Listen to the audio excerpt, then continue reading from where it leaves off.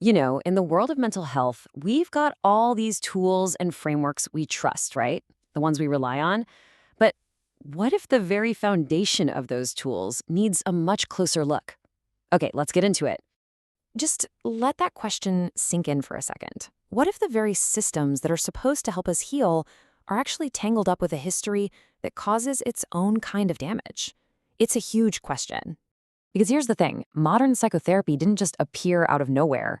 It was born in specific times, specific cultures, and it often assumes this one-size-fits-all, universal human experience, which in reality can end up completely erasing the histories of so many people. So, if the foundation is a little shaky, where do we even begin to fix it? Well, it takes a pretty radical reframing. It starts by changing the most basic questions we ask. And this right here is a total game changer. Think about it. We're moving away from asking, "What's wrong with you?" which kind of puts all the blame on the individual, and we start asking things like, "What has happened to you? What have you survived?" This completely flips the script. It's no longer about what's wrong with you, but about what you've endured. And when you ask those new questions, suddenly everything looks different. Instead of a label, you get a story. That child's behavior, it isn't some disorder. It's a brilliant adaptation to trauma. That mother's pain isn't just a chemical thing. It's the weight of surviving state violence. That teenager's anger, it's not just defiance. It's a powerful resistance to being erased. Suddenly, what looked radical starts to sound deeply, deeply rational. And this just says it all, doesn't it? A diagnosis, it names a pattern, sure. But a decolonized approach, that digs deeper. It uncovers the real human story underneath that pattern.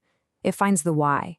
Now, these aren't just some abstract ideas floating around. They come from a really powerful and urgent new framework. This is it, Decolonized Minds by the Palestinian psychotherapist Talha al-Ali. I mean, this book draws on nearly 2 decades of his work with survivors of war and displacement. It's basically a guide for how we can start confronting these massive issues in mental health. And the author is crystal clear about what's at stake here. This is not some casual academic chat. He says it's urgent, because pretending our methods work perfectly for everyone, everywhere, well, that can be its own form of erasure. And let's be really clear about what we mean by decolonization. This is not a metaphor. It's not just a buzzword. It's an active, real-world mission to confront the very logic of our therapeutic systems, to ask who they were built for, who they truly serve, and whose truths they choose to value. So if any of this is sparking something in you, if you're feeling that this is a conversation that desperately needs to happen, well, we want to invite you to join it. Which is why we're so incredibly excited to announce we're launching a brand new podcast.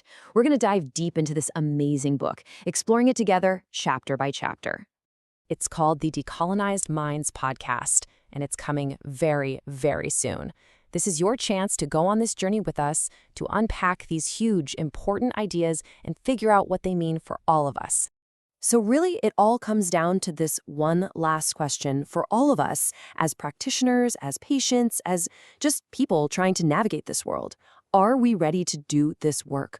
Are we ready to decolonize our minds?